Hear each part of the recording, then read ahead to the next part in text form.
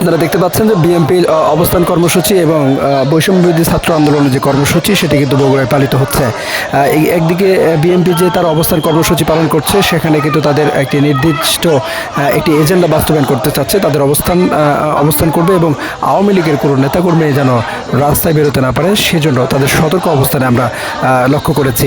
আরেকটি বিষয় দেখেছি যে বৈষম্য বিরোধী ছাত্র আন্দোলনের যে নেতারা তারা পদযাত্রা করছে এবং মিছিলে প্রতিবাদ জানাচ্ছে শেখ হাসিনার ফাঁসি চাচ্ছে, এবং তাদের যে প্রতিবাদ কর্মসূচি সেটি কিন্তু কেন্দ্রীয় কর্মসূচির অংশ হিসেবে রেজিস্ট্যান্ট উইক সেই কর্মসূচির অংশ হিসেবে বগুড়া বৈষম্য বিরোধী ছাত্র আন্দোলনের নেতাকর্মীরা তারা কিন্তু মিছিল নিয়ে রাস্তায় বের হয়েছে।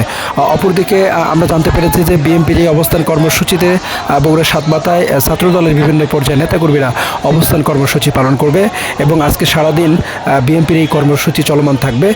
তাদের এই অবস্থান কর্মসূচির মূলত মেইন উদ্দেশ্য হচ্ছে আজকে 15ই আগস্ট যে বঙ্গবন্ধু যে আজকে মৃত্যুবার্ষিকী, সেই মৃত্যুবার্ষিকী আওয়ামী লীগের বিভিন্ন পর্যায়ের নেতাকর্মীরা তাদের জাতীয় শোক দিবস পালন করতে যেন রাস্তায় বেরোতে না পারে, সে বিষয়ে বিএনপির নেতাকর্মীদের কিন্তু গতকাল যে অবস্থান কর্মসূচি ঘোষণা দিয়েছে জেলা বিএনপির সভাপতি রেজাউল করিম বাদশা এবং সাধারণ সম্পাদক আলী আসগর তালুকদার হেনা, যে কর্মসূচি দিয়েছে সেই কর্মসূচির অংশ হিসেবে কিন্তু আজকে বিএনপি মাঠে রয়েছে এবং তাদের কর্মসূচি আজকে সারাদিন চলমান থাকবে।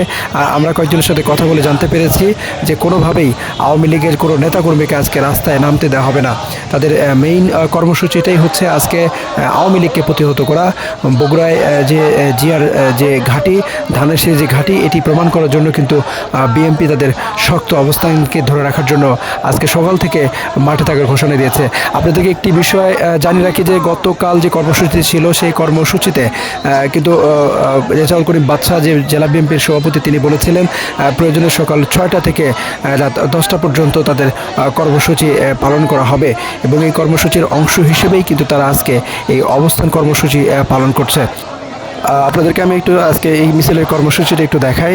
সাতমাথা থেকে মিছিলটি কিন্তু বিএনপির যে জেলার যে কার্যালয়, সেই কার্যালয়ের দিকে যাচ্ছে।